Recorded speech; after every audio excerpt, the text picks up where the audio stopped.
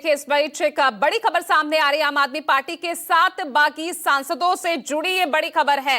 7 सांसदों को राज्यसभा में मान्यता मिल गई है। सभी बागी सांसद अब बीजेपी के सदस्य माने जाएंगे। राज्यसभा सचिवालय ने ये जो सूचना है जारी की है। राज्यसभा में बीजेपी की सांसदों की संख्या अब 113 हो गई है। तो जो आम आदमी पार्टी के 7 सांसदों ने पार्टी छोड़ दी थी, अब राज्यसभा में भी उन्हें मान्यता मिल गई है।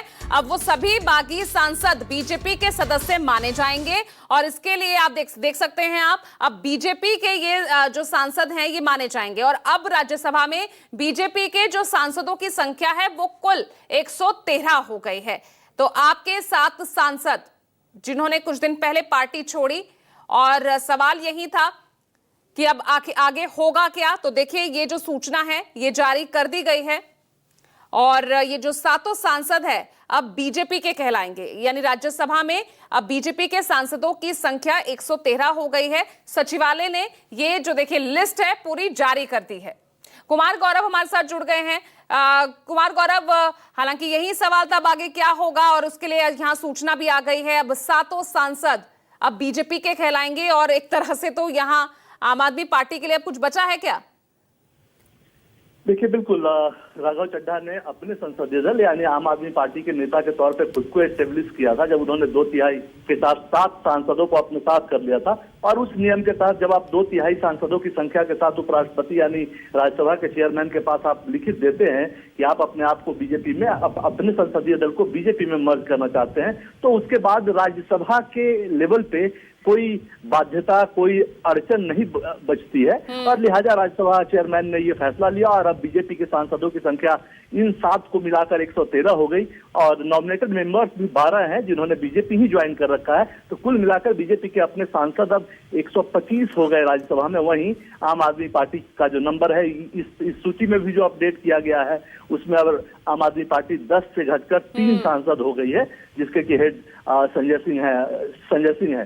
जाहिर तौर पे अब राज्यसभा के स्तर पे इसमें बहुत कुछ नहीं बचता है, क्योंकि आज ये सूची अधिसूचना जारी की गई है, जबकि 1-2 दिन पहले ही संजय सिंह ने जाकर राज्यसभा चेयरमैन के कार्यालय में अपनी आपत्ति दर्ज कराई थी। और मोटे तौर पे आज जब ये सूची आई है तो इसका मतलब यही है कि राज्यसभा ने उनकी आपत्तियों को जायज नहीं माना और उनकी जो आपत्तियां थी उसको दरकिनार कर दिया है। ऐसे में अब आम आदमी पार्टी अगर इस बैटल को आगे ले जाना चाहती है तो उसे कोर्ट का रुख करना पड़ेगा और वो एक लंबी प्रक्रिया होती है। कई बार देखा गया है कि 5-5, 6-6 साल कोर्ट के लीगल प्रक्रिया में बीत जाती है और तब तक सांसदों का टर्म खत्म हो जाता है। लगभग 2-2 साल के आसपास ये जो 7 सांसद हैं पंजाब वाले जो आम आदमी पार्टी से आए हैं उनका 2-2 साल के आसपास अभी टर्म बचा हुआ है। ऐसे में लीगल प्रक्रिया राजनीतिक तौर पर मैसेज देने के लिए जरूर आम आदमी पार्टी कर सकती है, लेकिन बहुत कुछ इससे प्राप्ति नहीं हो पाती है। आज तक की स्थिति जो है उसमें ऐसा ही देखा गया है। जी, लेकिन गौरव क्या लगता है जिस तरह से जो आक्रामक रवैया इन सांसदों के जाने के बाद जो आम आदमी पार्टी ने अपना रखा है, लग रहा है वो कोर्ट का रास्ता अपनाएगी?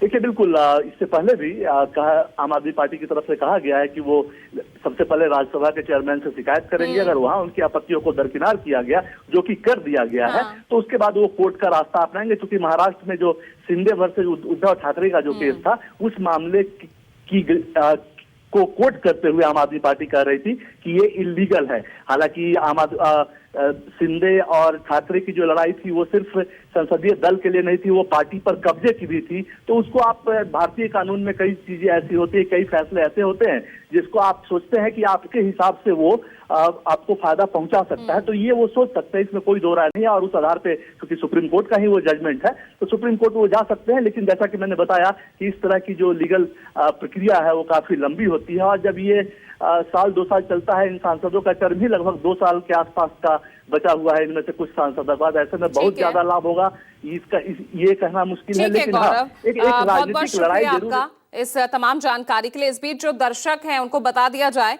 क्योंकि अब आम आदमी पार्टी के 3 ही सांसद बचे हैं। संजय सिंह हैं, नारायण दास गुप्ता हैं और बलबीर सिंह सिचेवाल हैं। तो अब ये 3 सांसद ही अब रह गए हैं और इसके अलावा अगर 7 सांसद आम आदमी पार्टी के बीजेपी में अब शामिल हो चुके हैं, बीजेपी के राज्यसभा सांसद कहलाएंगे, तो संख्या बीजेपी की अब राज्यसभा में 113 हो गई है।